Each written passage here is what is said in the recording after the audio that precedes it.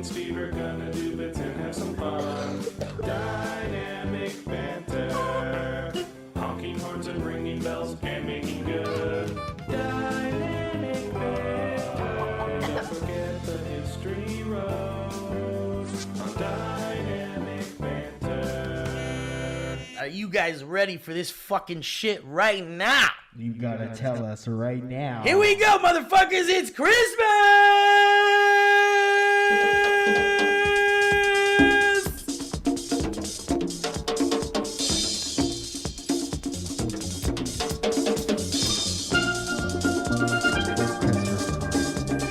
Christmas in the city. It's Christmas in the Caribbean. Dancing on the day.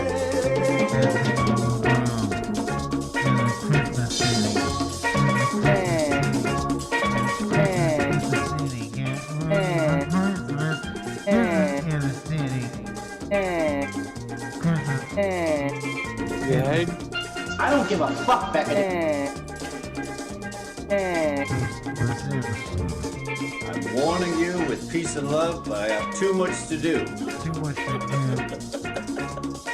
When is this bit gonna get old? Ringo has too much to do. Did you see this? We talked about this George Harrison thing yesterday. Hey guys, welcome to the show. Hi. We got some things to talk about here up top. Yes. Let's look at this George Harrison news. For all you big George Beatles Harrison. Let's Dynamic Banter. today in George Harrison news. Wait, let me get my. We gotta get one of these ready. Dale. Today in George Harrison news. I feel like there would be a sitar in the George Harrison. Here's the deal. George Harrison's My Sweet Lord gets a new video with dozens of stars. Dude, I saw this little 30-second video in my head so clearly. It's like just old pictures of George and then the text on the bottom and like the picture slowly moving. George Harrison gets George Harrison get what is that? My Sweet Lord? Yeah. My Sweet Lord gets a remake treatment in a 2021 version. I guess maybe the estate is pressed for cash. We're not supposed to inject our opinions in these. Shit, who put that in the fucking script? Welcome to Dodo. Ooh, tickle one. So I guess we're celebrating the 50th anniversary reissue of the of George Harrison's solo album, All Things Must Pass. And you need a video, and that's so important. And I'll tell you, Mike, it being George Harrison's first solo album after the Beatles broke up was a pretty powerful thing. Yes. But I'll tell you, this whole sentence reeks of money. What part of it? Decipher the Hollywood part of it. All right, well let's do a deep dive into what part of this feels greedy. Okay. The celebration of George Harrison's 50th anniversary reissue. Okay. We're celebrating the 50th anniversary reissue. Yeah. What does that mean? Let's find out what that means. Here's what's happening. They obviously reissued the album that came out 50 years ago. Right. I think so. I get that part. Is that what they're saying, or are they saying that it's the 50th anniversary of reissuing it? They reissued it 50 years ago. It came out 60 years ago. They only made 8 copies when it came out. And they had to immediately reissue because it was so popular. Look, let me say something here, and I don't think this is controversial. There's a noise in this song that I hate. Is there it the it little is. Yes, I hate that. Okay, let's get out of it. I'm sorry. Let's get out of there. I don't wanna Kill the roadblock vibe. the bit. No, But that's I do okay. hate that sound. That's okay. Listen. I'm sorry. No, man, look. This show is about our comfort first. That's a great point. So I don't want you to be uncomfortable, Mike. But we can put on this 1920s swing music because that's always fun. I love it. But look, I here's what I'll say. Every time you hear that, there's like an elephant stepping over a little fence. How do you mic up an Let's hear it an again. elephant No, it's a with a cartoon. fence? It's a cartoon. Yeah, but how do you get the How do you mic how do you get that that? sound? Right here. Here it is. Wait, where is it? It's like right off the top. Bow. All right, cue the elephant, boys. He's tip-tapping up to that fence. And this all has to be done live. There he goes. There's one. There's two. You just set up little fences like like hurdles. Yeah, because it's fun to watch. Yeah. But look, we'll put a lid on this George Harrison thing pretty quickly so that we don't get too into the Beatles, because I think we're gonna do an episode. I mean, we're gonna do it. We're gonna do an episode where we talk about The Beatles. the Beatles. I promise. I You. promise you. I think that you know, it's obviously timely because the documentary came out. Yes. And the documentary shows George being so defiant that you're kind of, if you watch the documentary, you're like, whatever happened to that guy? Yeah, what's up with that guy? If you have watched it, because now you're like, everyone's talking about the Beatles right now because of that documentary, you will notice something's up with George. That was the working title of the documentary. Something's up with George. Something's up with George. That's what something was about. Something's up with George. Something's up George's butt. But anyway, George Harrison's great. And look, I'm all for celebrating All Things Must Pass. But we should kind of... But it really feels motivated by money more than anything, because... I wonder if a person who wrote the album All Things Must Pass would celebrate the reissue of an album. Just let it be what it was and what it is. George is always doing that thing where he's licking his lips to the front. Moving his mustache and kind of licking his lips to the front. Please. And I like George because he talks out of the side of his... But he's so gentle about it. He's so gentle. I've never really tried to do a George impression. Like, It's we've very got a much Ringo. like- Yeah. It's very much... Yeah, you're right. It is. He does kind of. And I'll do whatever you want me to do. I don't know, boys. I guess we'll just do whatever you want then. Hey, I'll go fuck myself, won't I, Paul? How about this, Paul? Why don't I put this fucking guitar up my arse? He's holding it. He's like, do you want me to play it like this? Or would I rather, let's take the How about strings this? off and let's shove it up. Why don't I play it like this? He's taking his pants off. No, Paul. Paul. You watch me. Why don't I play it like this, Paul? Watch me whack off.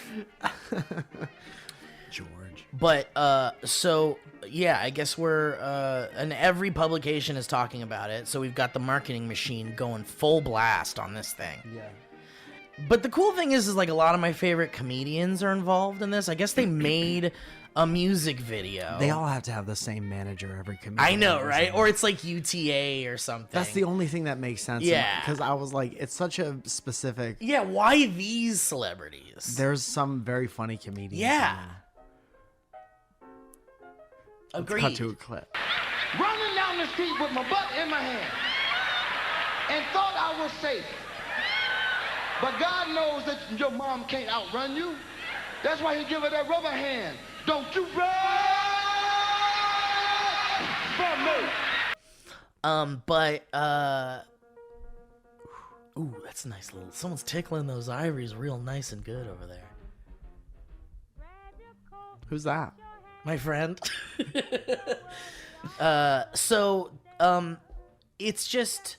It's a music video for My Sweet Lord, which is a great song. Yes. Love the song. Timeless. Truly a great song. It's funny because a lot of the songs on that album, All Things Must Pass, they sound like Beatles songs. And for a while, the Beatles solo albums all sound like Beatles songs. Yeah, I really liked a lot of the. Well, think about if you're an ex-Beatle, how much pressure and how much like all eyes on you. Like Right. you broke up the most famous band in the world. Like everyone's gonna be watching your first solo album. Right. And then And this I'm is just what you laughing broke because up the Beatles for? I keep thinking about whatever Ringo did. I have no idea. Dude, should we mention I was a train conductor. on Shining Time Station? Dude, when we did our New York show at the Bell House, shout out one time. Please. Uh This is a serious message. we requested that they play Ringo songs. Exclusively Ringo songs. Ringo playlist. And not many of you noticed, but Mike and I were laughing really hard about it backstage. Yeah, 'Cause we were like, before what and kind of after the music show. do you want us to play? It's like, is there a Ringo specific? Can you just do Pandora? Ringo Pandora. Yeah, just give us all of Ringo's solo shit. Yeah. And it was so awful. But it's also just like, it's like fun daycare music. Yeah, exactly. It's like Everybody Starbucks loves- music. Yeah. Every time I get some coffee. But yeah, you're right. The pressure is on to make something that's like as good as and possibly better than Beatles music. Also, if you're a Beatle, you're releasing it for the other Beatles. Exactly. What's this? Right. See, I told you, you should have listened to me. But in the documentary, Get Back on the Disney Plus, not sponsored, there's a moment where George is like suggesting these songs, like songs that ended up on his solo shit. And John's like, fuck you and these fucking songs, mate. I'm high out of me mind. On me mind, And it on me still mind, doesn't on sound me good. mind. Dude, I know you don't like I Me I don't know Mine. how specific you want to get. No, with we could this. talk about it. Even as a kid, I No, didn't I like think that you're song. right. I've never thought about it. Like, I think it's like just one of those that's like, what a whimsical Beatles song. Like And- George seems upset. We gotta put one of Yeah. his songs on there.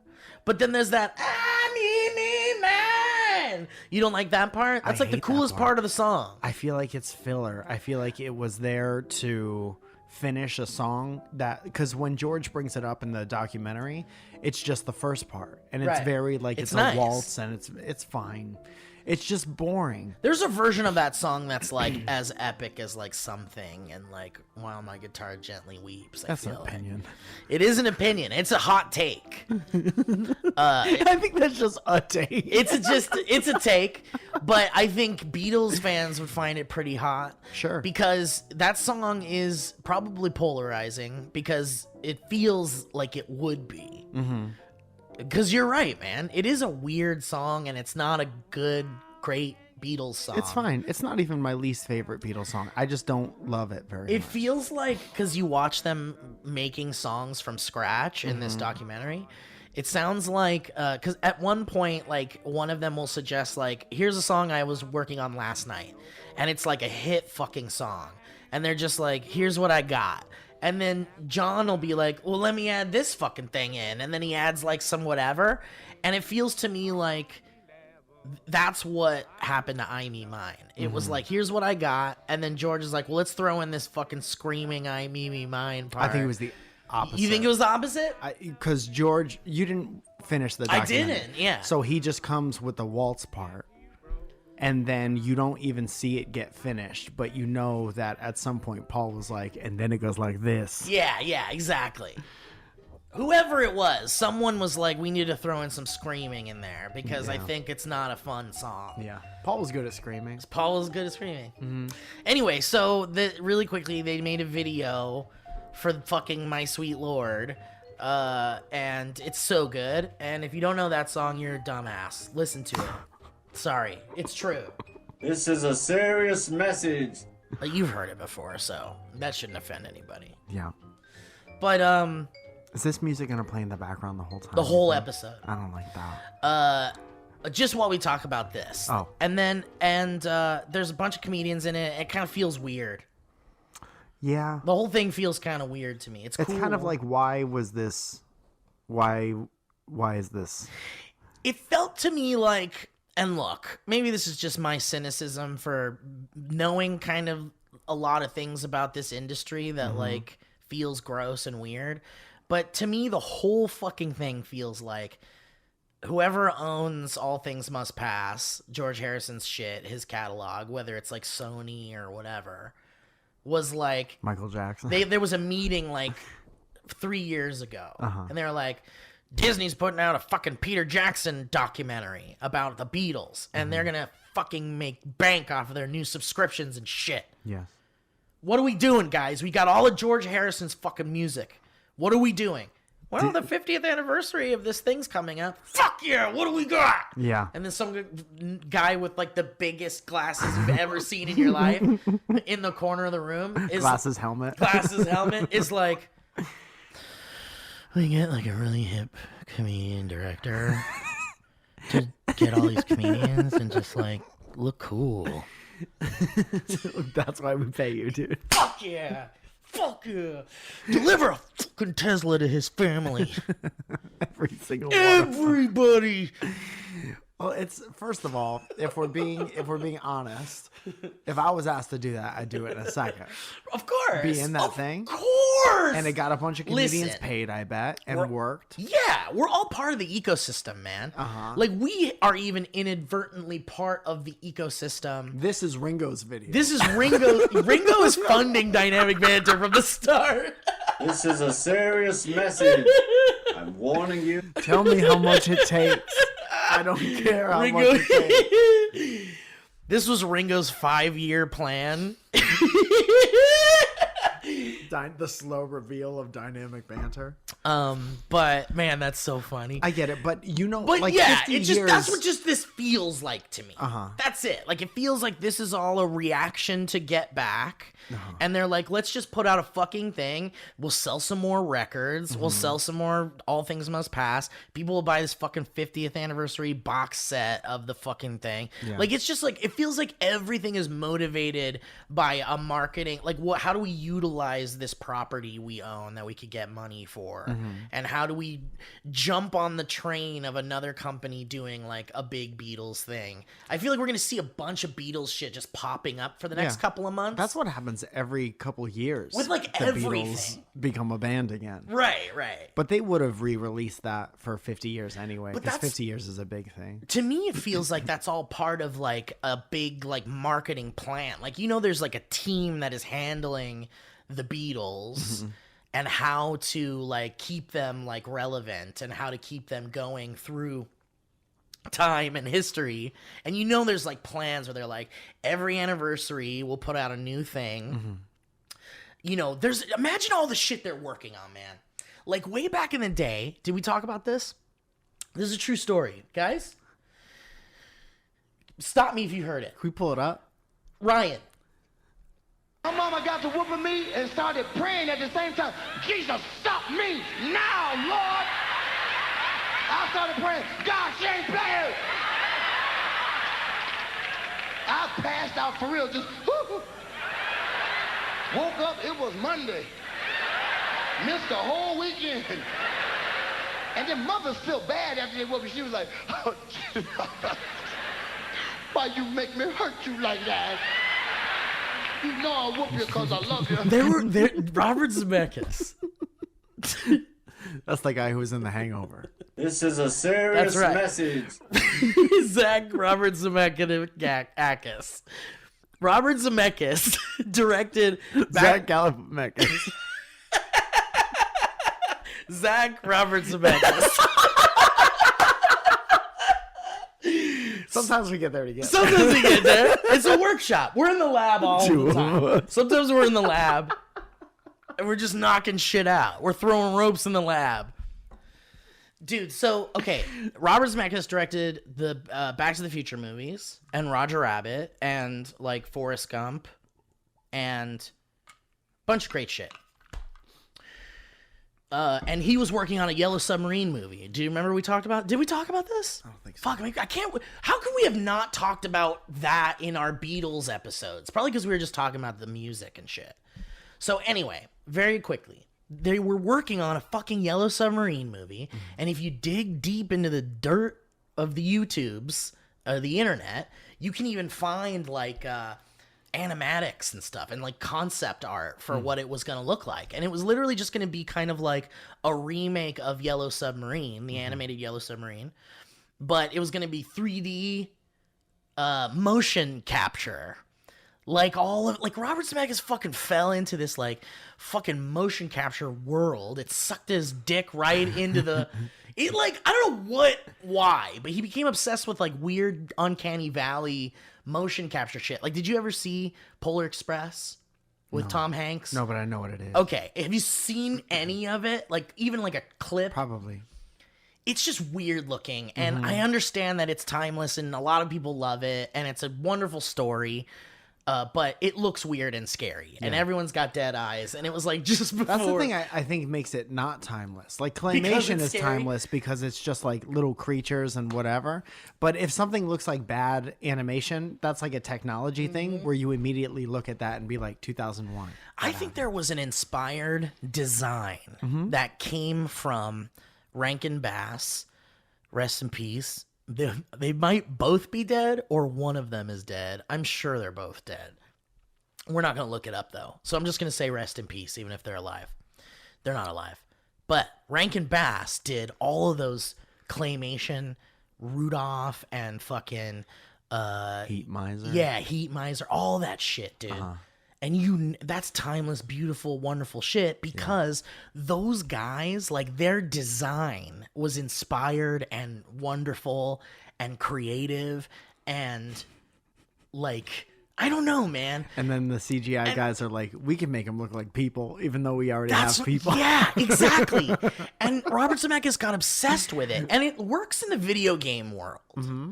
Because you're not expecting reality in a video game. And you're controlling it. You're controlling it. It's very not real life. But when you go to a movie, you kind of either want to see some kind of representation of real life, or you want to be thrown into a fantastical world where they're like, here's our rules and here's what everybody looks like. And you just have to accept it the whole time. And if it's ugly and weird, which by the way, one day people will look back on these movies and go like, they might look ugly and weird, but they like paved the way for like the better stuff. Sure. And you got to start somewhere, right? Has to be a thing. Like what you've seen Toy Story. Toy Story Before Christmas? The Toy Story. Yeah, I've seen Toy Story. Like, when was the last time you watched it? Like, I couldn't even tell you either. Like decades probably. Sure. But it looks like when you see clips from it, you're like, man, that looks bad. That just doesn't look good. Because now Pixar shit looks like fucking gummy shit you could pull right out of the screen and just eat it. And it's so sweet and candy and like everything looks so like good now. But you see where things started. Like my best example of it is The Simpsons. If you go to season 1, episode 1 of The Simpsons, and then you go to the latest one, it's like mind-blowing how the quality just is crazy now. And I think that, movies like that paved the way for it. So, whatever. We'll appreciate it for what it is, but it's creepy and scary, and they look soulless and dead-eyed, and it scares me. And I have nightmares after I see it. So Robert Zemeckis was making a motion capture Yellow Submarine. And that looked bonkers. And it would have been scary and gross, probably. Like all the other fucking motion capture movies like that. Dude, there was a Christmas Carol where Jim Carrey was Scrooge. Do you remember that? There's no way you remember this. No. But it was creepy CGI, like Uncanny Valley Robert Zemeckis shit. Okay. And it just, it got buried because like you don't even remember it. No. Because it's just like, it was weird and gross and made you feel weird. And I feel like that is the reason why we never saw the Yellow Submarine. Yeah, you don't want Christmas motion movies capture to make you feel. No, you want to make you feel good. And you don't need much. Dude, no. That Hallmark, the building down the street in Studio City, where they make all the Hallmark movies, they kind of nailed it. Even if the movies aren't great, you don't need much to make a good Christmas movie. No. There's like 4 Christmas movies you can make. Someone is far away for Christmas. And are they going to get home on time? Someone falls in love on Christmas. And are they going to get home on time? Everyone has to be far from home. Everyone's stuck at the airport in a Christmas movie. Are they a dog? And are they gonna get home on time? Are they gonna get homeward bound? And how about this? How about this Christmas plotline, which is very fun? The one that's like, I'm bringing my boyfriend to Christmas, and this is gonna be crazy because my dad is a bulldog. You know the old trope. Yeah, How about he's this cleaning his gun when he comes in the door. My boy, Fuck you! Your dad's not gonna shoot anybody. my new boyfriend's gonna be nervous at my bulldog. Dad. The whole movie, my dad's gonna be staring him down. Here's the other Christmas movie. The kid really wants a thing. Oh, he wants it so bad. And you know what? He's been a good boy, so he's gonna get it in the end. He's been great. He's gonna get it. But they're all sold out. They're all sold out, so dad either has to go on a really sad Christmas adventure Dad or has to- a really Dad has funny one. Dad has to completely, shamelessly deconstruct who he is as a person. Do you think this sound happens? More or less. More or less. What about this one? Do you think when these That happens in the trailer. You think so? Yeah. A couple of times. Present fall on head. Do you think he's in the store and he's trying to get the toy and someone bonks him on the head with a TV? Yes. Yes. Or he reaches for the toy and accidentally touches a woman's butt and she turns around and hits him with her purse. When it goes like this, it goes. That's the hug on the butt, and then he goes. And he runs to urgent care. He runs into prison because he can't do that. But man, I do love a good shitty Christmas movie, and whatever, man. They're made for a specific group Dude. of people, though. Not to say that's bad. Tell me if this already exists, because you know more movies than me. Let's do a Hallmark movie Okay. where it's just a very typical kid wants something, boyfriend and girlfriend gotta get home for Christmas. And it's very much about honking butts the whole time, right? What do you mean? About 3/4 of the way through it's just very normal. It's like any other Christmas movie Okay. for 75% of it. Okay, great. When we're entering the third act, as it were, Jesus comes back. He returns to Earth. Whoa, that's And everyone huge. is, and then it's like Cloverfield, because nothing else that anyone was doing matters. Dude, I love this so much. I see the scene already. It's like the couple is like. So the third act is when everyone comes back together. In the second act, you have a conflict. Yeah, and then there's And- that part later on where it's like the extra hurdle. It's like, how are they Yeah. ever? That's what I'm gonna- saying. Like, so yeah. this is what happens. They. This is great. So the couple gets into a fight.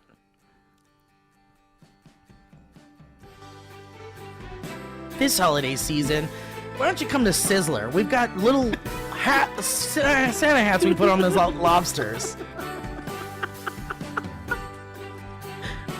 Come take a hat off a thing before you eat Why it. don't you, hey, hats off to you when you come to Red Lobster this Christmas.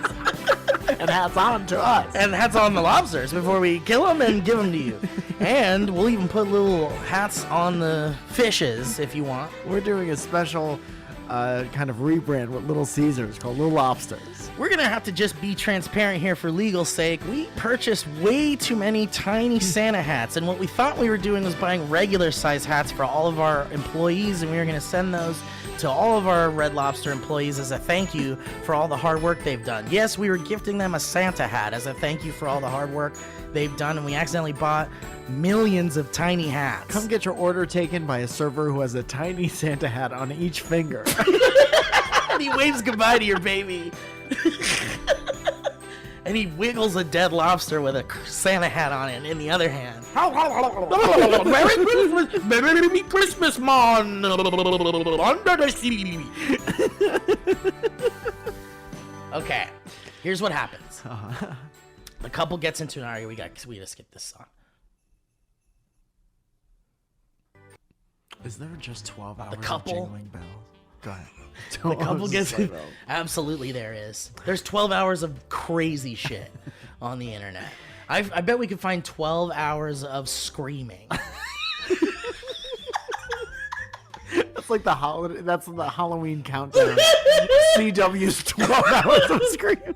Dude, did you watch that video I sent you of the snowman coming out of the ground? No. All right, I'm gonna have to show you on the show.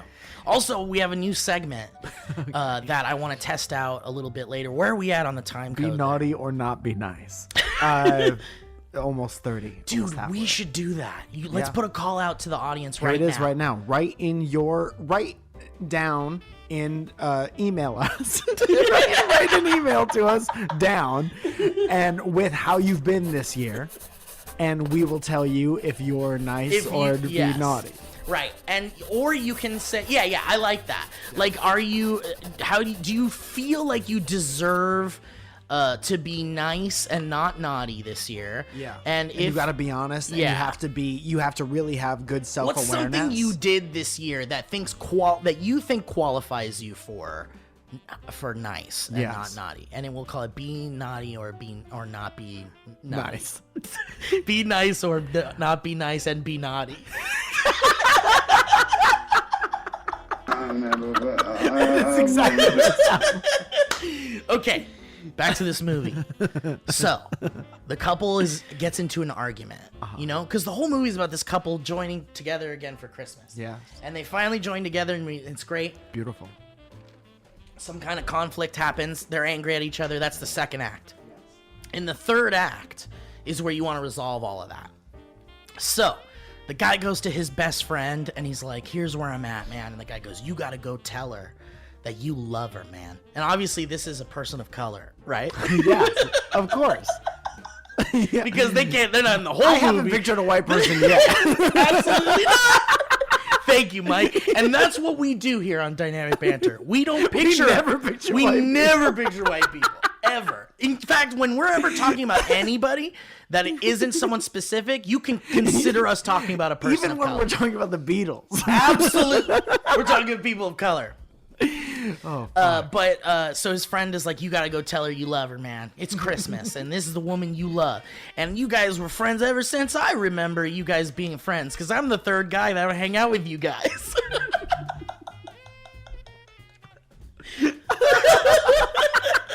And then it flashes back, and they're like on all these dates, and he's just like there laughing and shit. he catches their ice cream before it is. He's like taking their picture while they're kissing. He's so happy for him, you know? Yeah. And he's like, you're right, man. I gotta go tell her I love her. And he goes to her house, and it's the big moment when they're gonna reconcile.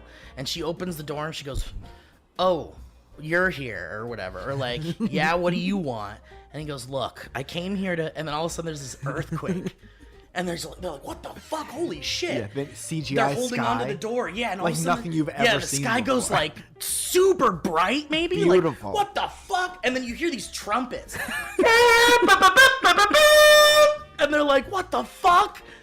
And they're freaking out. And then all of a sudden, this like giant face just comes from the clouds, and it's just got this real normal face, and the clouds are kind of coming around it. And it's like a normal face, but it's also like really comforting. Everyone's like, whoa! And then they run inside and they turn on the TV, and they're like, it's like nothing we've ever seen before. Eyewitnesses say they're seeing a face in the sky. And then like they keep changing the channels, and they're like, what the fuck's going on? And then all of a sudden, all these like fucking meteors just start coming through the house in and their shit. windows.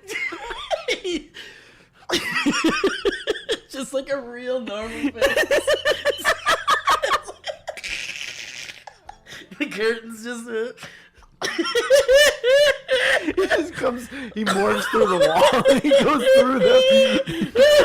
It's like... I think it should be kind of like a big... It's like scary. Big, scary disaster Because movie. no one's, human beings can't possibly, Yeah. you know? Right. And then they're like, eyewitnesses are confirming that maybe what we're seeing is Jesus Christ. And everyone's like, what? Yeah. And obviously he's a person of color. Well, he was. I think it should be Israel. I think it should be Craig Robinson. Normal Craig Robinson face. Just like coming through the clouds, yeah. No, it would be Morgan Freeman? maybe. He's played God before in God Almighty. What if it was a CG recreation Tom of... Hanks. With the bowling Honestly, Tom Hanks would be really good. Well, he's good at whatever. But I was thinking more like a CG recreation of George Burns. George, The guy, oh, or who's George yeah. Burns. Yeah, the yeah. guy from with the glasses Yeah. from Oh God. Wow. Wow. Good pull, Steve. Thanks, man. I was just thinking about him because I was thinking who else has played God. Alanis Morissette played God. That could be fun. That's kind of, and she has that outer worldly, you can't listen Right. to her talk type thing. Right. Yeah. But I think there should be a battle between Jesus and the devil. Joan that happens Osborne. in the third act. Joan Osborne wins. I fucking told you that. Joan Osborne shows up on a bus. Dude. And she's got. Dude. Oh. That's really funny. Fuck, man. Look, Good movie. I think we can make a good movie, and I think... Do you like the idea of Jesus and the devil fighting? Or do you think that's too much? I don't think you need that. You're trying to make this kind of a simpler Christmas movie. That's like a 6 hour long Yeah, movie. that's maybe too much. I'm looking at Jesus comes back, everyone freaks the fuck out like Cloverfield, and then it ends. Right. Oh, that's great. Because it's about, you wouldn't even know it's about that. Dude, I love that because you all you see whole is time that you're like- normal face kind of just Yeah, coming, yeah. and everyone's like, It's so different from every other scene in the movie. The rest of the movie is like, little kid wants a toy, the Yeah. couple has to get home Yeah. and back together, and they're fighting. Yeah. And you're like, finally, all this is going to resolve, and then Jesus comes there's back. got to be like this big like Yeah, weird sound. like weird Yeah. giant sound. Like imagine that sound. Yeah. Yeah, and the face is just coming through the clouds while you hear that. Yeah. Dude, and the earth should just be shaking like constantly. Yeah, like and it doesn't stop. There's no score. No. It's just uncomfortable. screaming and like that sound. Yeah. And there's just glass breaking and like it's like crazy. Yeah. Yeah. Yeah. And you kind Like of the ground could and be you don't opening even- and people could be falling in and yeah. stuff and like yeah. And you don't even follow the family No. for the rest of the movie. No, you never It's see just him about again. What's happening to the earth? No, yeah, you never see him again. It just cuts around to other parts of the world, and there's just foreign reporters and stuff, Yeah. and like, And then they zoom into a church, and the priest goes, "It's a living," or whatever. Something goofy like that. and then this happens. Dude, I love it. I love that it ends before there's any resolution. No resolution. The face just keeps coming and coming, and you're like, what is about to fucking happen? And There should be like wind blowing in its hair while it's like coming through. Yeah. it's like Unnatural, like underwater. Almost.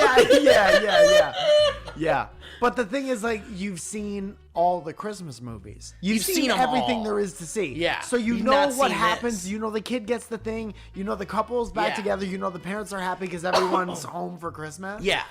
So you know it was gonna happen. Do you But what you forget about is that it's Jesus' birthday. Dude, and He has a little- dude, and you know what should happen throughout the whole movie? The whole movie should be normal, like a normal family Christmas movie. But every time they mention Christmas, someone has to be like, "It's Jesus' birthday." Like, you Yeah, know, there people has just to be some kind of- someone's like even in the background, you see like "Happy Birthday, Jesus." Right, the mom has a "Keep the Christ in Christmas" yeah, bumper sticker. yeah. Like it's just subtle, but it's Yeah, there.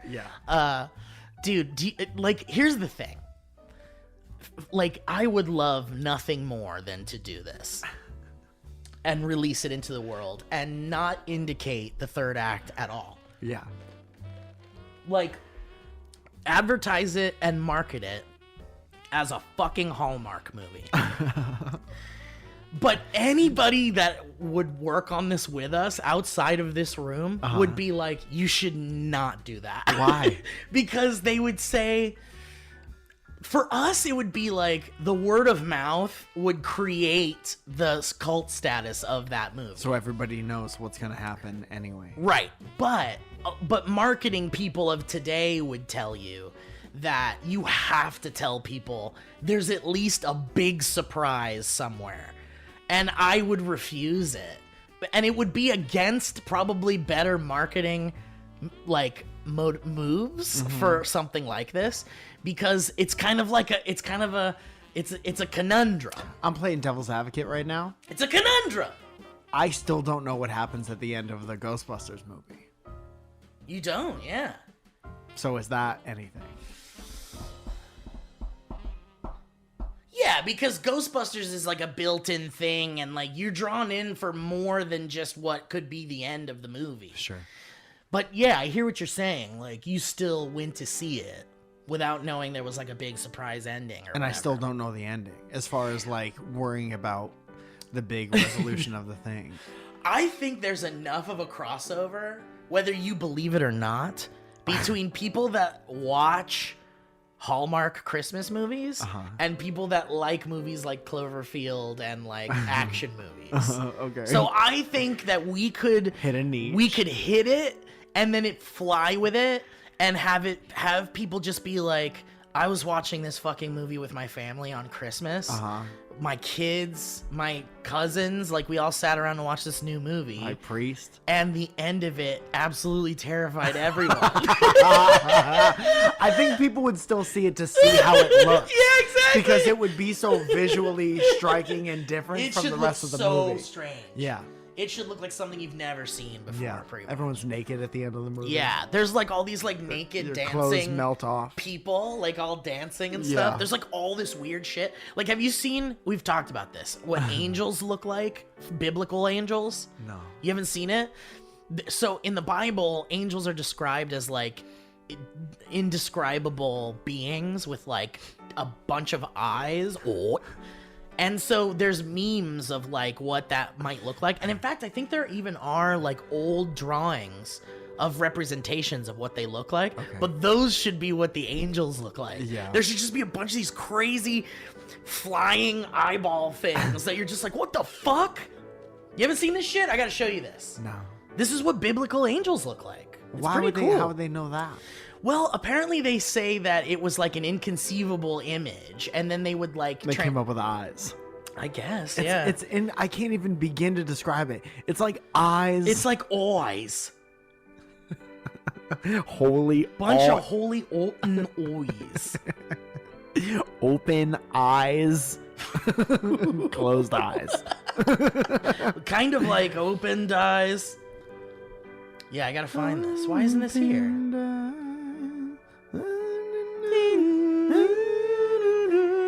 How annoying is singing Yeah, so here's one like song? Here's like kind of what one looks like. That's the one without the bunch of eyes, but that was like a biblical It's representation. just a bunch of wings. like all like in a weird pattern though that like doesn't look like anything you've really ever seen before. it just looks like a magic voice. Yeah, but like imagine like a bunch of those like flying around in the sky. And Tight. stuff. Tight Be as pretty hell. cool, yeah. Yeah. Anyway, but biblical angels scary. Biblical angel, but make it scary. Anyway, I love it, Mike. Okay, let's do some ads, and then I want to introduce to you, Michael, a new segment on the show called, I'm going to tease it. It's called Video History Road. Get the fuck out of here. Yeah, man. You ready for this? Yeah, I'm gonna adjust some stuff. You Go for it. I'm going to start get these up with ads the started. All right. Hey, everybody. How you doing? Everybody doing great? Enjoying the show so far? I am.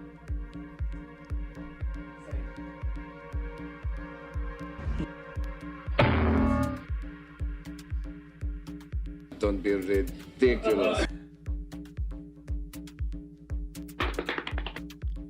Guys, let's talk about our sponsors today. I want to thank HeadGum and all of the sponsors for being sponsors in the industry and on this show.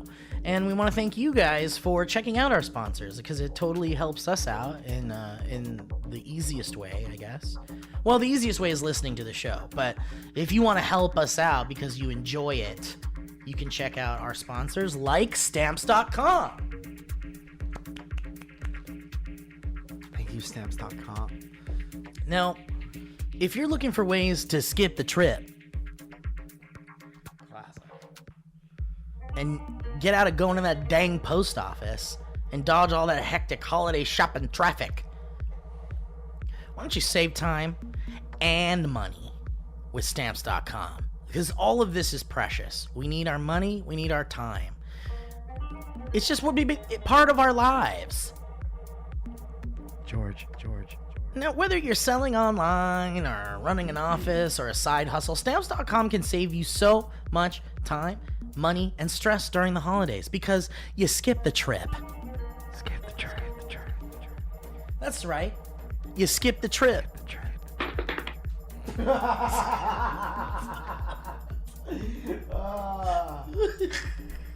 Run, don't walk. Run, don't walk. To your own house. To your house, not the post office, because you can skip the trip.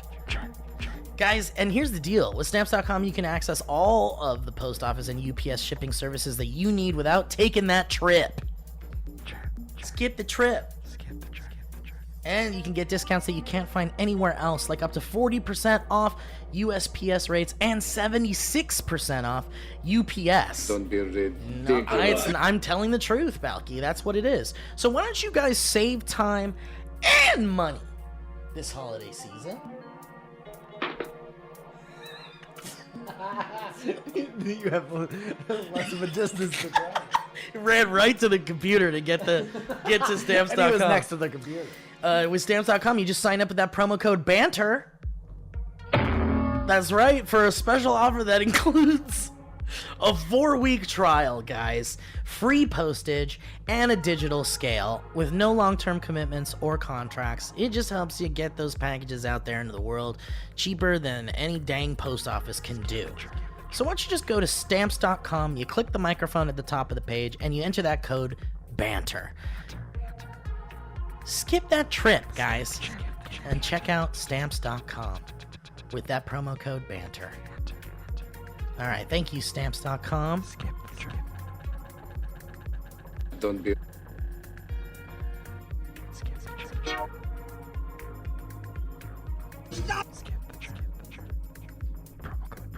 Peace.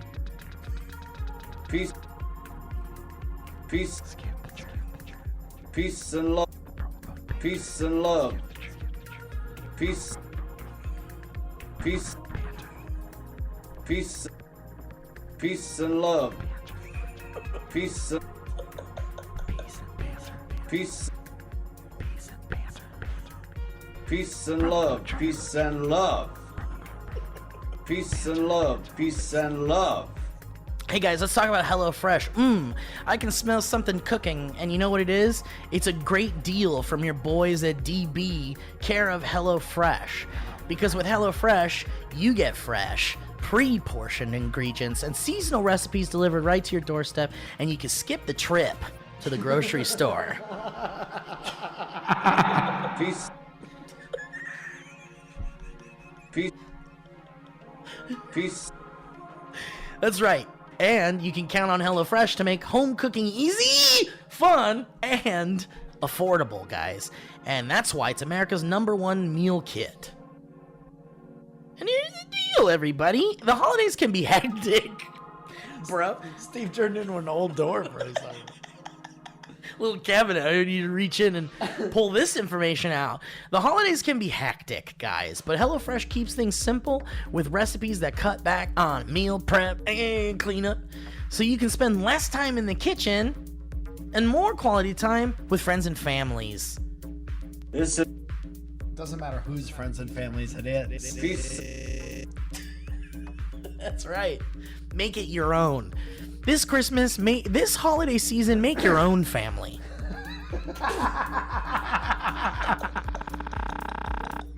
Into the void he goes. Guys, let's talk about how those ingredients travel from a farm to your door within a week. So you get the convenience without skimping on the quality, guys. And you skip that trip to the grocery store.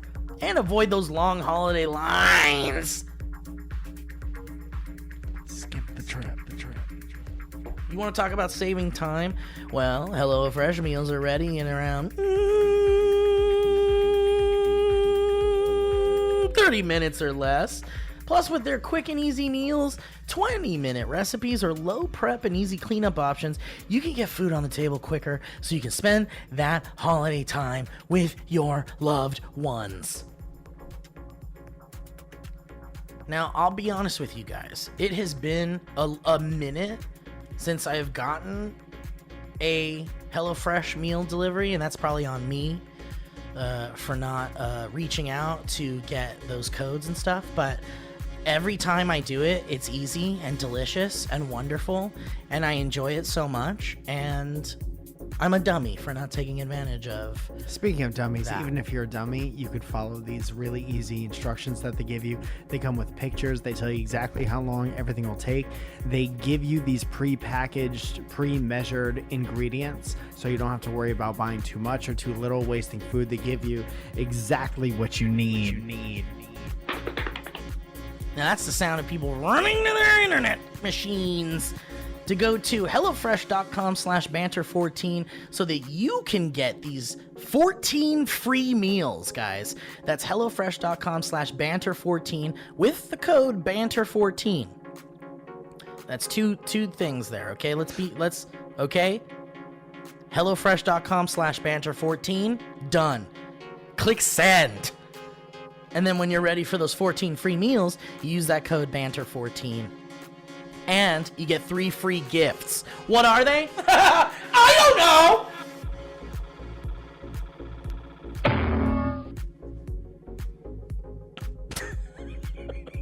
don't know what that was. But you go to HelloFresh.com/Banter14, use that code Banter14 for those 14 free meals and 3 free gifts. 3 gifts from HelloFresh. So guys, check it out. Thank you so much to HelloFresh. Fresh. Thank you, Fresh. Guys, we talk quite a bit about mental health and mental health awareness here, and so with BetterHelp, we stand behind this option for getting the help that you need to have a happy and healthy life, because everyone deserves happiness. Everyone should feel happiness. And look, I'm going to be honest with you guys. Happiness is a feeling that is achievable, but sometimes you don't always have that happiness, and that's okay. And luckily, Like all things that are good, sometimes it takes a little work to get there. sometimes it takes a little work, and luckily you're not alone with BetterHelp. And I'll tell you why.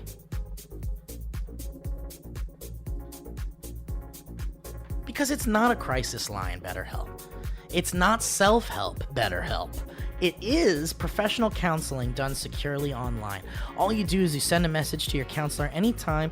You're going to get timely and thoughtful responses. Plus, you can schedule weekly video or phone sessions, all without ever having to sit in one of them uncomfortable waiting rooms. Uncomfortable room. Uncomfortable room. Uncomfortable room. Uncomfortable Don't worry room. about that uncomfortable room. Don't have to be You don't uncomfortable. have to be in the uncomfortable room. Uncomfortable room. Uncomfortable room. No room. No room. No room. No room.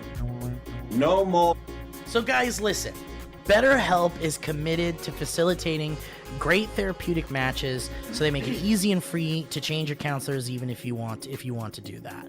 And it's more affordable than traditional offline counseling, and financial aid is also available. So guys, listen, if you want to find out what is in the way of your ultimate happiness, BetterHelp is definitely an option to explore that, and they're there to help you. So guys, why don't you start living a happier life today? Because as a listener, you're going to get 10% off your first month by visiting our sponsor at betterhelp.com/banter. You help us out, we help you out, maybe it helps you out overall. And that's all we want for you guys, is to be happy and healthy. So why don't you join over 1 million people who have taken charge of their mental health? Again, that's BetterHelp, HELP.com/banter. Uncomfortable couch. Uncomfortable couch. Uncomfortable couch. Uncomfortable room. You don't have to sit on uncomfortable couch. Uncomfortable couch. Uncomfortable couch. Uncomfortable couch. Uncomfortable couch. Like an unkept couch. You don't have to sit on uncomfortable couch.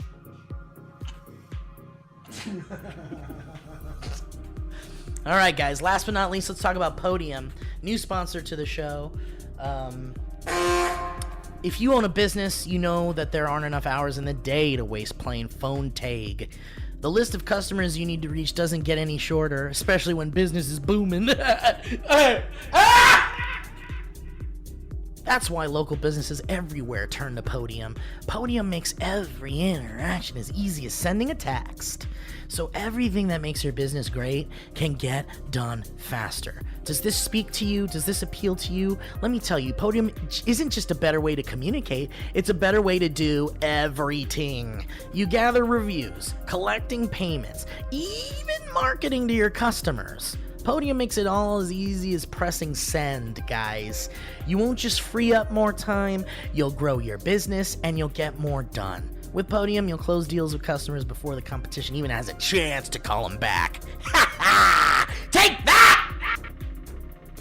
So join more than 100,000 businesses that already use Podium to streamline their customer interactions. Get started for free at podium.com/banter.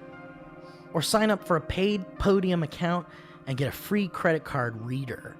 Restrictions apply. That's podium.com/banter.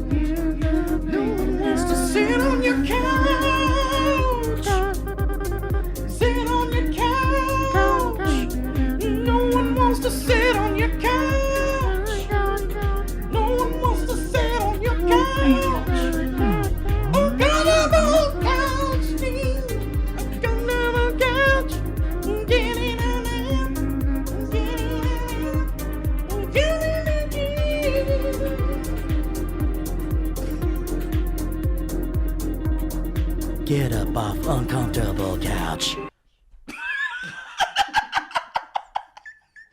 Get up off uncomfortable couch. Okay, Mike. Yes? I got something fun for you, buddy. Thanks to our sponsors, and thank you, our listeners, for checking out those sponsors. I'm saying it preemptively, but I hope you do it because it certainly helps us out. Certainly helps us continue to live. It's an ecosystem. Whatever it is, you'll probably get some use out of it. We got a lot of cool sponsors on this show. Whatever it is, regardless of what it is. There's some use you can find in it. Someone will find some use for something we talk about on this couch. Okay. Michael, earlier today, I made a Instagram post. Okay. So far Okay. I'm on board. Wow, look at this. My mom called just before the show, and she said, loved hearing your voice and Mike, and she put a bunch of hearts and little Christmas trees, and then she sent me this picture of us and said, my favorite picture, love you. I love her. I love her so much. Too sweet for this world. Yes. Yes, she is. She really is. I want your mom and my dad to have a conversation. I want them to have a podcast. Dude, I would love it. Let's have them host Dynamic Banter someday. But we'll just hold up both of our phones. Yes, We'll perfect. be here, but... Okay, I don't know how this is going to work or if this is going to work. Okay. But earlier today, as I said, I made a little post on the Dynamic Banter Instagram account. Ooh, we're hearing some fuzzles. Is there a noise for that? The prots? What do you mean? Like a sound effect? No, Or do you- I mean, or a is name? there a name for it? I meant What's it called? interference. Interference, yeah. Digital interference. The digital void. But I made this post. Hello, friends. I'm on my way to Mike's to record the show. And I thought it'd be fun to do a thing where you guys send us questions via video, very short, and we answer them on the show. Let's see if this works. Okay? Yes. So, let's see if it works.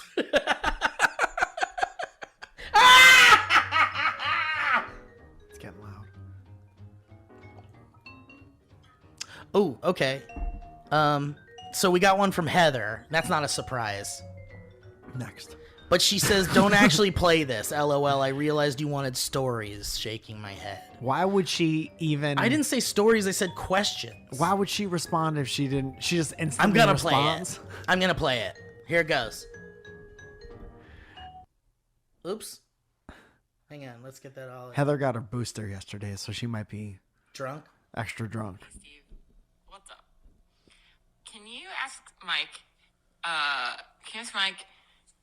what do you want to say to Joe Byron, bro? Pretty good? Don't put this on the show, No. especially because I look like this. No. Yeah. Don't. Whatever you do, man. She throwing out some inside bits? No, you haven't seen that? What is it? They're just walking around New York. There's this guy walking around New York with a microphone, and he talks to this homeless guy. He goes, "What would you want to say to Joe Byron right now?" He goes, "I love you, baby. Invite me to the White House." And then the other guy, he pulls up. He goes, "Fuck your life." And then the other guy goes, "Bing bong." Oh, that's where that comes from. Yeah, it's great. It's really great. It's kind of beautiful. We got something from Anna Valles. What's up, players? Merry Christmas. For no reason whatsoever, what's your favorite coffee order? Oh, that's a fun one. I got to tell you before anything, Starbucks has really gone downhill with the peppermint latte. Really? Oh, Something yeah. happened? I've gotten it 3 times from the same Starbucks, and I'm not going to throw them under Alto Boost. But I will say it's been terrible 3 times. And when that shit first dropped, when Starbucks was first like pop-a-loppin', Oh, yeah. that was like special treat. I will travel far and wide to get that. Yeah. I remember people really made a big deal out of it. Yeah. But something happened, huh? They changed their formula? I have no idea. It's just bad. It's been bad 3 times in a row, so I can only surmise that something has happened. Wow.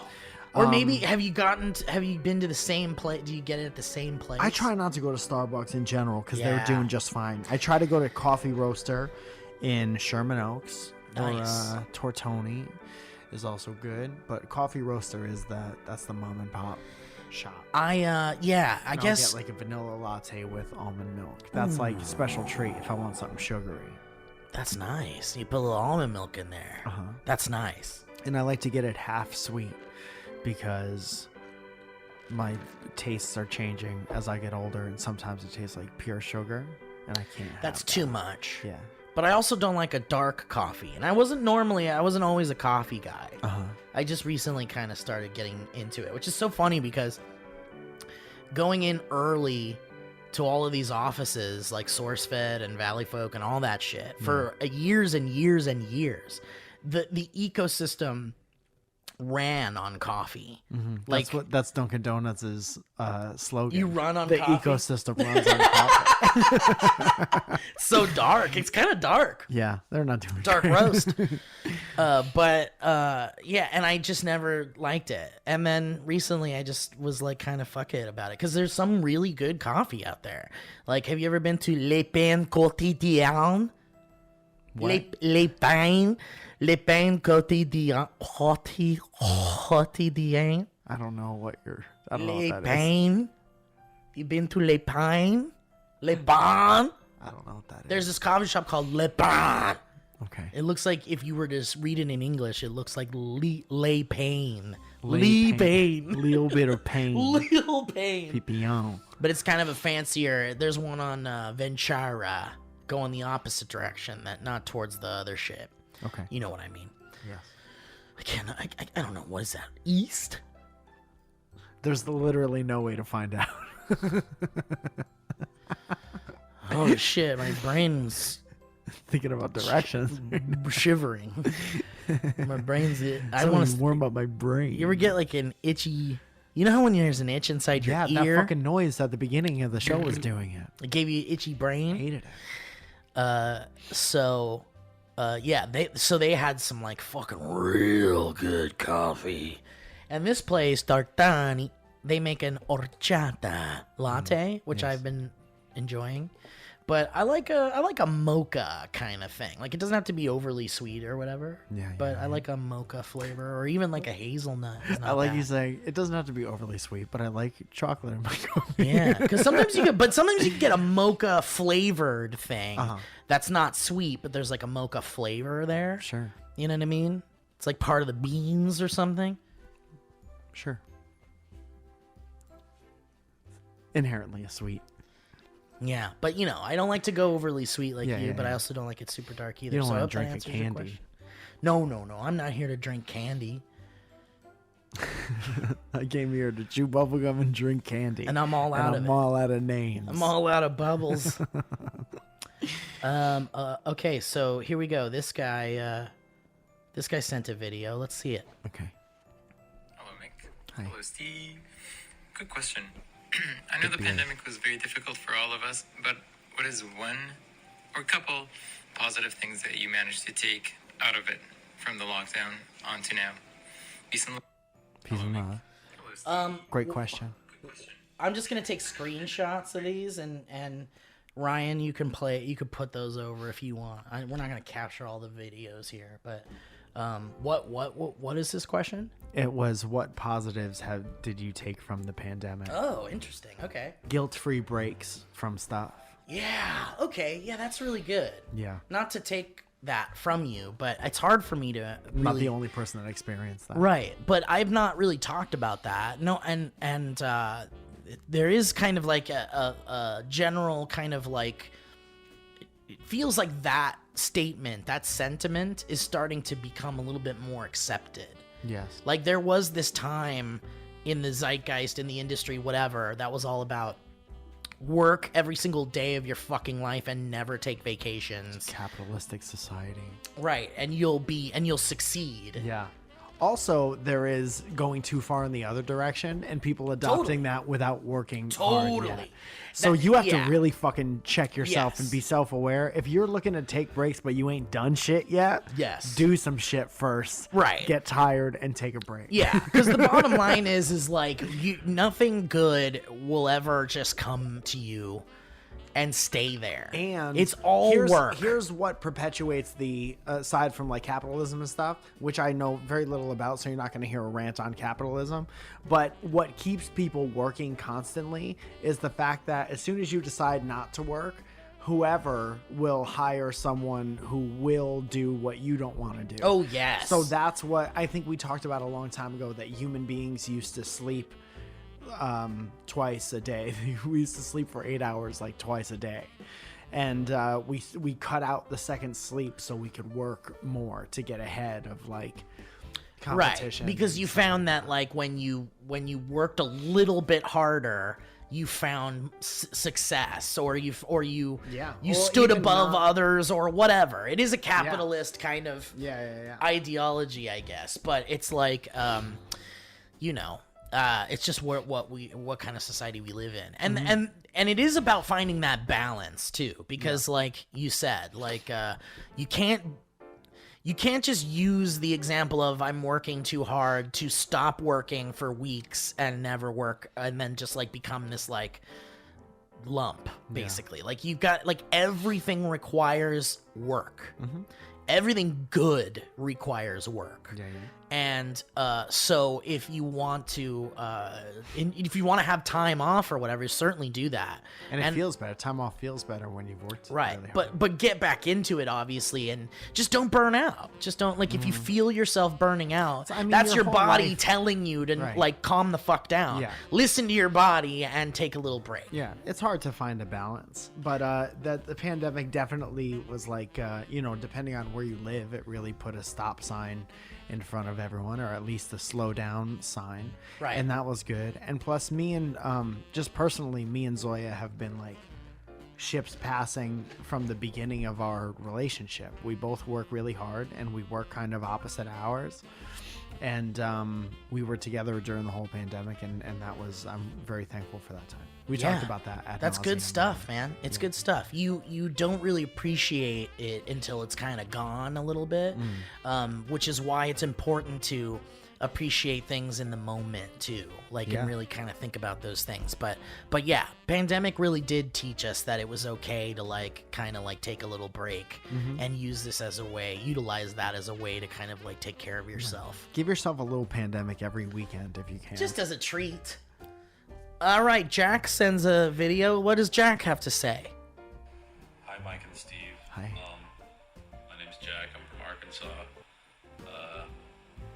Forgot what I was gonna ask, but shout out to Derek. Okay, Dude, cool, come man. on, man. Fuck yeah, bro. You read the thing. You literally read. Do you have any questions? You're answering. You're responding to a button says questions. That says questions, and you forgot what you were gonna ask.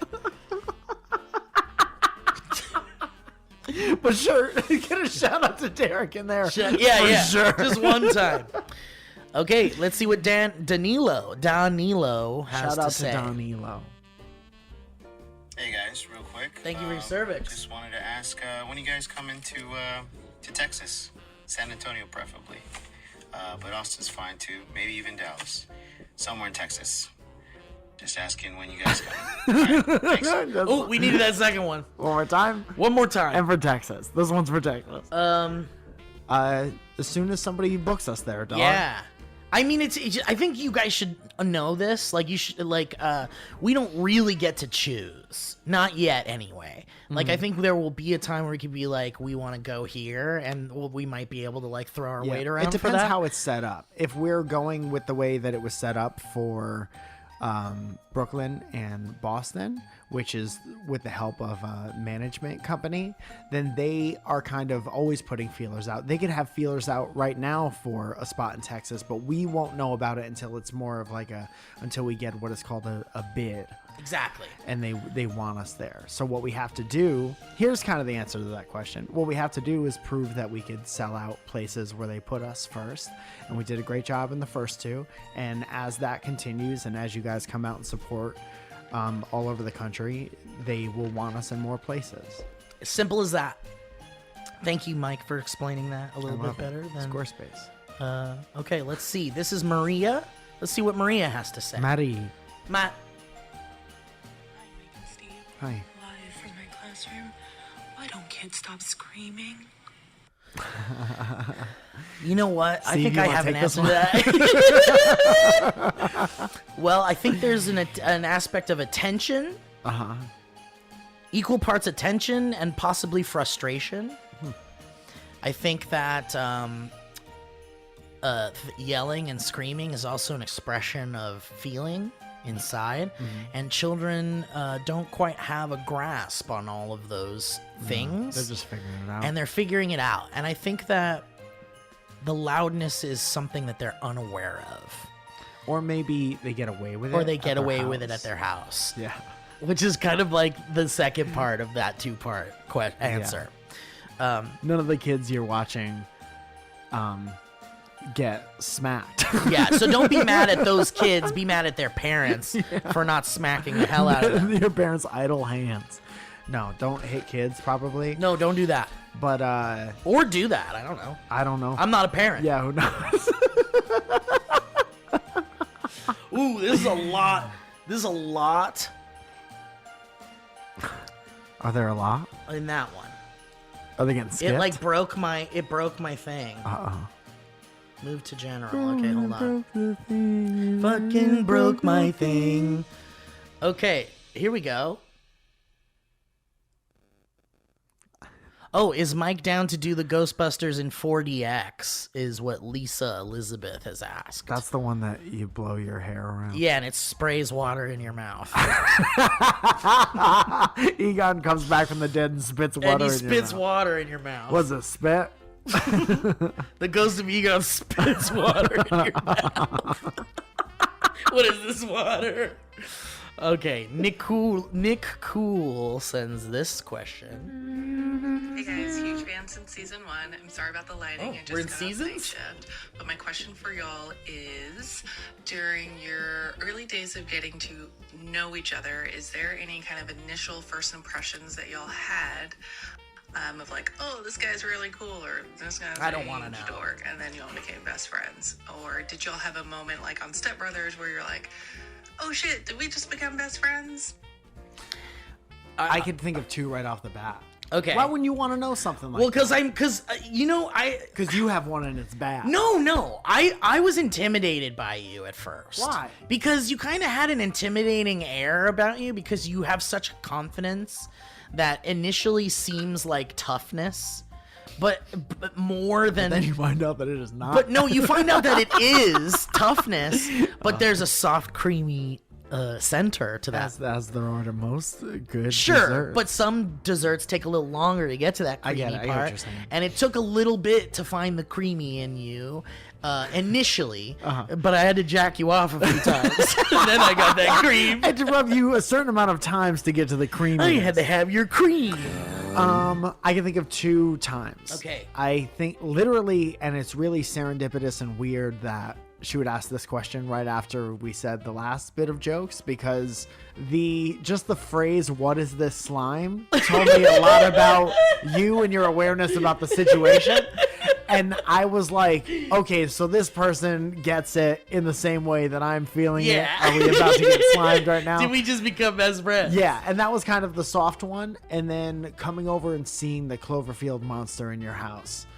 The actual Cloverfield The monster real one. sitting on your couch. Yeah, going like, what's up, buddy? No, he you didn't have pay like rent, a- which was really shitty.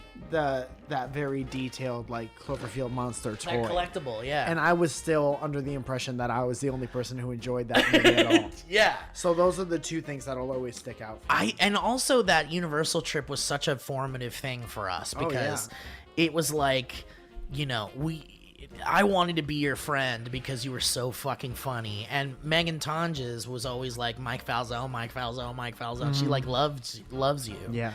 And we love her, and she's Yeah, great. that's family, basically. And totally. And so I was like, all right, well, this guy must be fucking awesome then. And then like when we hung out at Universal, it was just like, it just proved that Yeah. we were like pretty awesome. I remember it being pretty effortless to hang out and to Yes, laugh. exactly. And that's always good because we were just talking about before we hit record how much effort it takes sometimes to be around people in the city who have certain different energy jobs. levels and shit. Right. Yeah. And everybody's different, but you are also yourself and you jive or you don't with certain types of personalities. And we just got along effortlessly.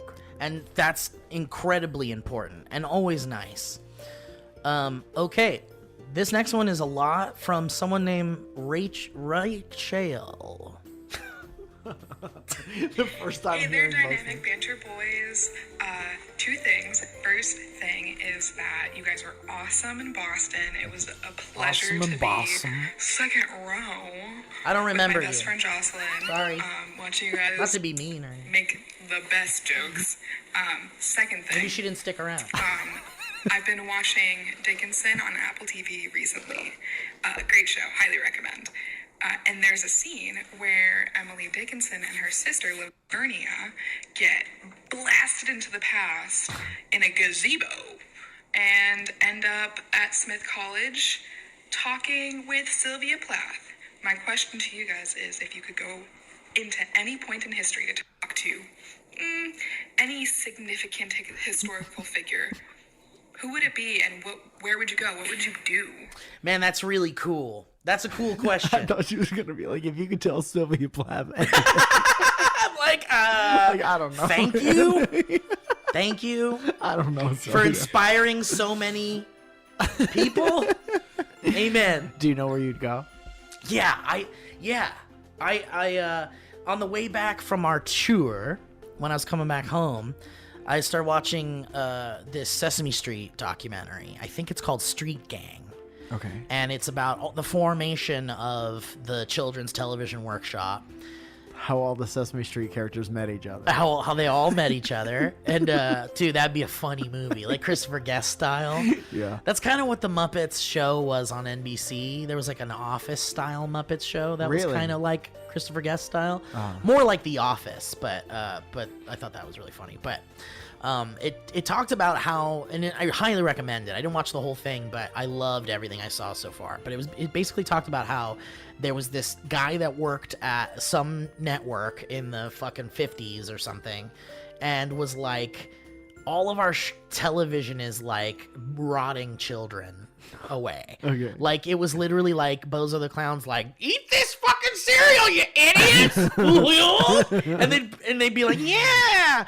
And then all the commercials were like, fucking eat this! And it was just like garbage. Yeah. And nothing was being taught to anything. Like, nothing was being used as like a teaching tool for like educational purposes or for like preparing children for, you know, different things and life experiences. Everything and was stuff. just shoveling sugar Just into shoveling kids. sugar and toys into people's faces and shit, which kind of continued for a while. But at least the Children's Television Workshop was kind of started with the idea that we could educate children using television as a tool for education, which is really awesome. And so, of course, all these really good people were like on board with that. And so this guy collected like all these like good-hearted people from all these companies that were sick of the like corruption of teaching people, of like not teaching and not using television as a teaching tool. Right.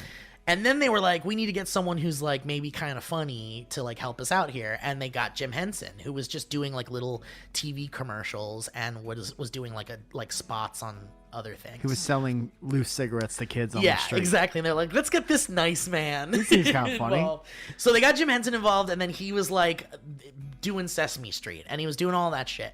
And what I had learned was that Sesame Street and the Muppet Show, all that stuff, they were like basically open casting for puppeteers and like people that just come use a puppet on the TV show.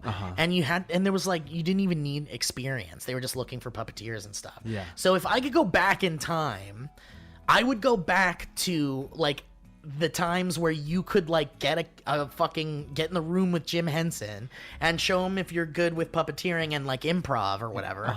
And if he liked you, you basically became a part of his like Muppet family. So I would do that. I would try to be a part of the Muppet family. And what would you bring? Would you use one of their puppets, or would you bring like a paper like a bag? future puppet or a what if I brought like a what if I brought McGruff, the like oh, this is my character, his name is McGruff, This I'm not around yet. I'm not around yet, sorry, I'm not trying to scare you.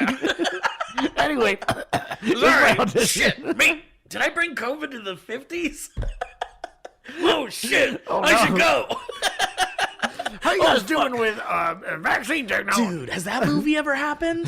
Someone travels back in time and brings a future virus to the past, and that's what made that virus. It like mutated into a super virus in the future. Whoa! I think 12 Monkeys is kind of that. Anyway, Forrest Gump, dude. yeah. No, they got it in real time. Do you remember that scene in Forrest Gump where they made him? Never mind. I thought about it. He fucks a dinosaur and then he fucks Jane. There was a timeline where I said it out loud and you weren't happy about it. And so I chose not to go down that path. I think I saved somebody else. Okay, so what's your I would go to the scene and Get Back where I would go where George is right before George quits for the first time, and I'd be like, I don't know you guys. I'm gonna be arrested right now, probably. Before I go, I would say, George, you're being kind of a bitch right now. And I would say, Paul, look at George if you're talking to George. Don't look at John to talk to George. And then I would go away. Dude, that's so funny.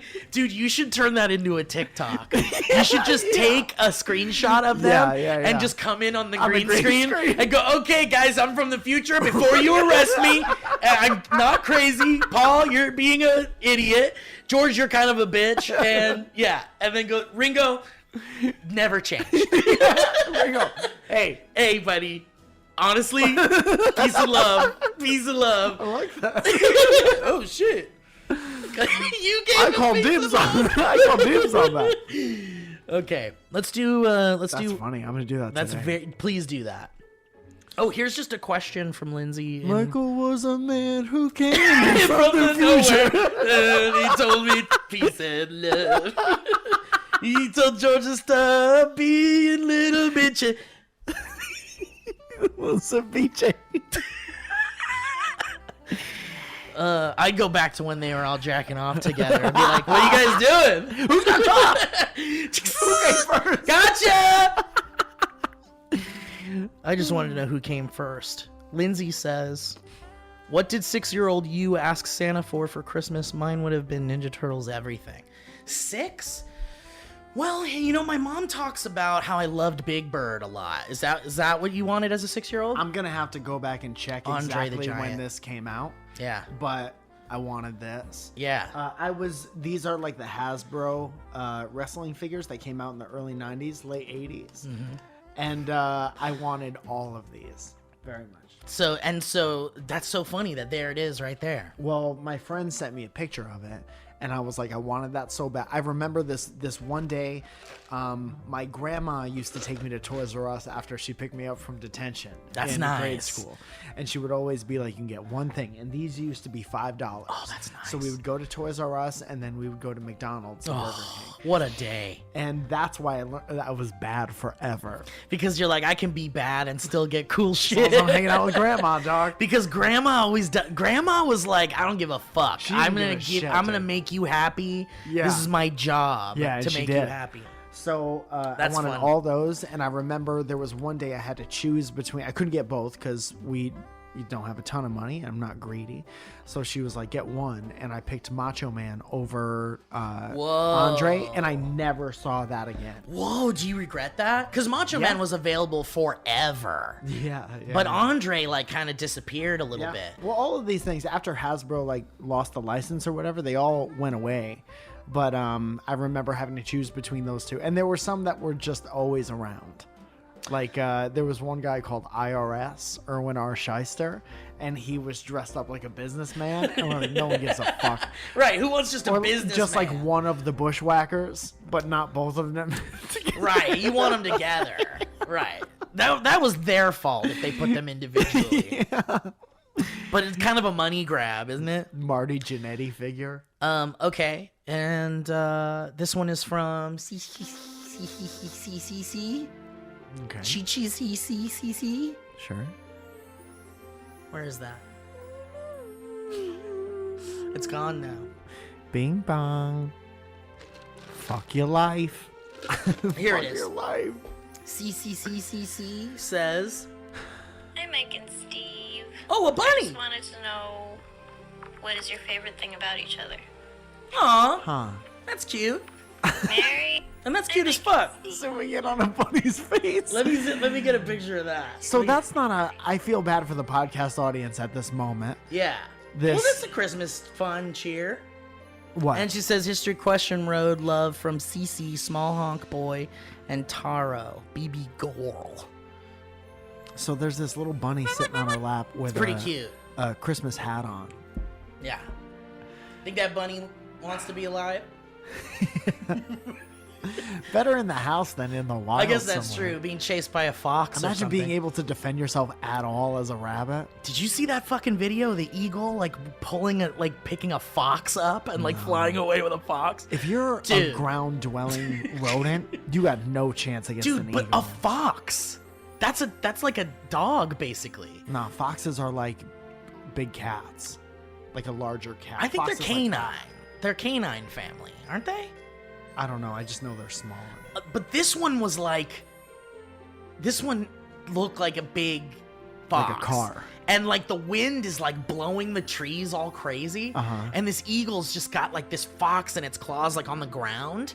And then it like spreads out its giant fucking wings. Yeah. And goes whoosh, and then just takes off with the wind blowing all crazy. Uh-huh. Like as steady as a fucking plane taking off. Yeah. With this fucking dead fox like hanging out of its tail. Like it's a crazy video. I'll send it to you. Cool. She asked, what do we like the most about each other? I guess I like your smile. That's nice. And your laugh. Same answer. I like your laugh a lot. Thanks, bud. It's a good laugh. It's one of them good, like, fucking, what do they call those? When Contagious sneezes? laughter. Yeah, exactly. Yeah. I'm trying to think of something unique that we haven't already said before. I like that you're very easy to go back and forth with, and you I don't know. I always told you that we share, like, I laugh with you like I laugh with very select small group of my friends from home, maybe like 1 or 2 people. Yeah. And whatever that, I don't know if I could put words to that, but that's a very special trait to have. Dude, exactly the same. Like, I had friends that, like, we would joke the way we do when we would watch those, like, roasts and shit. I miss doing that with you because Glasses on. Dude. And you know there's tons of those. Yeah. And endless amounts of those. And those remind me of those days where me and my friends would just be, like, flipping through the TV channels and just going like, I'm gonna eat this piece. I'm gonna eat this lettuce. Yummy. And everyone would be like, that's funny because the guy on the TV's eating lettuce. And then I would just be like, I'm lettuce guy. And then we'd all love it and shit. And dude, there was one day where we were watching like old like fast food orientation videos. Oh yeah, and I was losing it, dude. And that's a rabbit hole that's so fun to go down. There's a lot of them. Yeah, that would be a good like bonus episode or something. Dude, I'd love it. We got to do something with those roasts, man. Yeah, there's some gold there. And look, maybe it's just for us and it's a fun thing we have, or it's like a special thing. Yeah. Oh, we got asked a lot about the commentarium lately. It's not like we don't want to do it. Exactly. It's really about booking that guest, which is usually a big celebrity. Yes. And that's hard to do. Even here in Hollywood, where we live next to all the celebrities. Exactly. They're tough to get something. But we'll figure it out. And when the holidays are coming up and all that shit. But Mike, you got any plugs and stuff? We should transition out of the show. Yeah, man. The next Surrounded shows. Dude, so for the next 3 months, they gave me Surrounded shows on the first Friday of the month. So the next one is, I believe, January 7th. And there's an early show that starts at 7, doors at 7. And there's a late show at 9:45. And I'll put up the tickets for that before the show is out. Is that happening tonight? No, Friday? January 7th. January, okay, Yeah. got it. January 7th. Mm-hmm. Dude, I think the mayor, the king, might be able to make it. That's great news. Just for anybody listening, it's pretty interesting to see the king King of Hollywood. in you don't real normally life. see him in general. No, and he's been coming to these shows. He's been in court a lot. Yeah. Well, he's on trial. Yeah, and a lot of the time, and he's got that bracelet that's where he can't go. We have to bring a little piece of his house everywhere we go. Why do you have your sofa here? Well, gotta keep my foot on my sofa. But yeah, that's a fun bit. But man, I went to these shows and they're very fun. So if you're in LA, or if you see one of these traveling ones someday, yeah, you definitely got to see it. It's a fun thing. It's fun to watch the comedians like kind of struggle a little bit. Yeah. Sometimes. Yeah. Because it is kind of a squirmy format because they have to not do their material and it's just like kind of improvised kind of like stand up. And then some people get scared and do material that everyone knows. Right. Oh, it's so obvious. It's so obvious. Do you ever call them out on it afterwards? I used to I have a like a buzzer. That's so funny, dude. That's so funny. Yeah. Yeah, dude. So when we used to do kind of it, sounds like material. Hey, this is Mike in the box. Do you have the pumpkin loaf? But there's no way to know. Well, if I sometimes it's if obvious. I book my friends, I know their joke. That's true. Good point. Oh shit! This camera just blew up. I hope that that camera made an alarm sound. I hope that the footage saved. Listen, even if it didn't, I want to say Merry Christmas to you, Mike. Merry Christmas. I want to say Merry Christmas to the Lumix company and to Ryan Faroki, wherever you are. I know where you're not. And I know where you're not. Because all the tripods are not broken. Man, if anybody wants to put in their application to help us film this show. Yeah. Any LA locals that aren't scary. and smell okay. And What we have help us to. out. You have to be vetted by everyone we Oh, know. yeah. You have to fist fight Zoya. You've had to have worked with someone we know so that we can ask them if you're a weirdo. Yeah. You need to give us a doctor's note saying you're not a weirdo. You're not a weirdo. My therapist says I'm not a weirdo. It has a stamp on it. It's Honestly, official. what therapist is gonna say you're kind of a weirdo, and I don't think you should work anywhere? All of them, I think. Really? Every therapist would I be feel like, it. I would. This is just my like. This isn't how I really feel about therapy because I think it's very important and I love it and I think everybody should have a therapist or at least try to have a therapist. Go see one. But you know, to me, it feels like when you're paying someone to like tell you things that you want to hear, it's harder to like be someone that's like, well, you're kind of like I don't think you're paying them to hear what you want. Well, to hear. like, it's like you don't pay a doctor to tell you what you totally. want. But the therapy world is different because like you could go get a second opinion pretty easily from a doctor, but like to get a second opinion from like a therapist is a little bit of a more involved process. I think they would have to know you for a long time, right? And so it's like hard to know if like, especially like. If you've seen a therapist for a while, and because I've seen therapists before where like they don't tell you you're doing anything wrong. Oh, really? Yeah, and it's like, why? I want someone to fucking tell me I'm doing wrong. Yeah. You know, like, and I feel like it's because they're like trying not to like they want you to be their client, so they kind of go like They don't want you to be like, oh, I fixed that and then I'm good. Yeah, I mean, look, everything has its like racket and kind of like corrupt part, and then everything has its like good, and you just have to like work to find that, and Sure. and it has I a mean, good I don't know if balance. it's like as drastic as corruption, but you need to find somebody you're a good fit right, with. just whatever it is, dishonesty. I don't know what it is, Sure, but yeah, but. I don't know why we started talking about that. I wish we did. I wish we did too. But I do want to say, go see a therapist if you feel like a weirdo, and if you want to come help us work on the show, we would love that. And, Yeah, I so don't you know. could do things like make sure that the cameras aren't running out of batteries. And don't explode. And so I don't have to get up during my nice conversation with my friend and restart a camera. Honestly, is that too much to ask for? I don't think it is. I don't think Not so. for Christmas. Work for us for Christmas. All right, well, guys, thank you for listening to the show. I have nothing to plug. Just follow my socials. I do a lot of stuff on Instagram and things like that. I'm sure you know already if you're a fan of the show. And if not, check it out. And more fun things coming up, fun merch stuff coming up. And thank you so much. Merry Christmas. That was a HeadGum podcast.